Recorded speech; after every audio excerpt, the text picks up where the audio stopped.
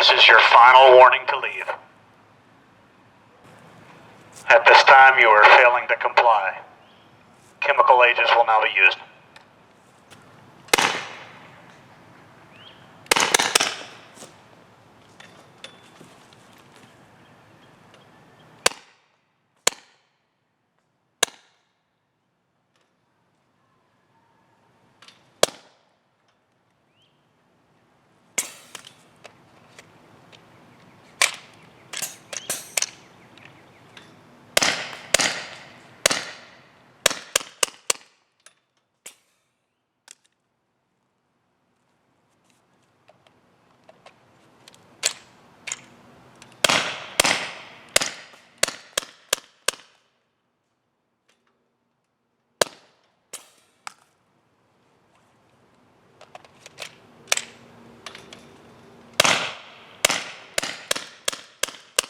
Alright, so what you guys just witnessed, and the e-bike is an interesting addition to what you just witnessed.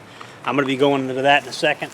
Home defense, to me, especially in a rural environment like homesteading situation, is a multi-pronged thing. So you have the megaphone to establish communication over distances. Sometimes people don't want to talk to you. Sometimes they're not in much of a talking mood. Sometimes they're going to insist that you come out from behind your barrier to talk to them, right? You know, law enforcement does that, but also criminals do that. People that want to get over on you, people that want to do bad stuff, they're going to try to get you close to them so they can hurt you. So keeping your bad guys far away from you, but still being able to communicate to them. This less lethal thing that I did today, sometimes you actually need real lethal force. Sometimes this won't cut it, right? But many situations, less than lethal force or just the threat of it can be justified, and it can be easier to justify in court than lethal force. Now, I'm going to show you how to reload these things, how to do it fast. You hit the magazine eject button on the side, just like a real pistol, and then you put another one in. All right? If you want to see me do that again, then it's your lucky day, because I'm going to do that again. Boom. And you're ready to go. That's how fast you can reload this thing, just like a real gun. I talk a lot on this channel about how not to get Mike Chitwooded, right? And how not to have a politician turn you into some kind of scapegoat. These are ROEs in the polarized world we live in. Now, some of you are just going to, some of you are going to laugh at me completely, and you're going to go straight to lethal force in every situation, and then somebody like Mike Chitwood is going to have a field day with you. That's what's really going to happen. And so I know a lot of people are going to laugh at me. A lot of people are going to ignore my advice completely. But if you got a relatively big piece of property and you need to get to a location fast, you know, let's say there's a protest outside your property. They go from one part of your property to another, right? You might need to shift your entire plan. So what do? You hop on your e-bike and you move to the point where they're going to be before they get there, right? Now, why do you need to know this kind of stuff? Because if you have a simple fence like I do, we all know that one fence is a very limited deterrent if you have several people. Several people can climb a fence, cut the lock, run over the fence. Several people can do things like this. So an extra deterrent of somebody with less lethal munitions is like a must. You absolutely have to have an extra deterrent with like a crowd control situation. If you had this fence at the U.S.-Mexico border, or even at a bad neighborhood, this fence would, there's areas where fences like this get pulled down entirely. And then, like, I've seen it. I've seen homeless encampments where fences like this get pulled down, and all the homeless people just pretend there was never a fence there. They say, what fence? We didn't see any fence. We didn't see any trespassing signs, because they pulled all the shit down.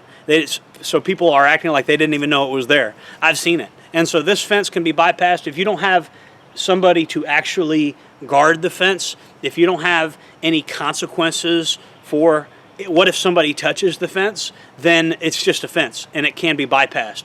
It's something to keep dogs in. Dogs are another deterrent. I don't like putting all my dogs on camera It's not something that I really like doing, but you know, I have several dogs. People know that. I don't like, it's one of those things I don't like putting on camera, but we're going to be doing that in the coming weeks. I'm going to be putting a few of them on camera. I have solar-powered, motion-activated lights everywhere. I don't like showing where all of those are either. I don't show every part of my property. I know people think I do. I show a very small portion of my property on YouTube for operational security purposes.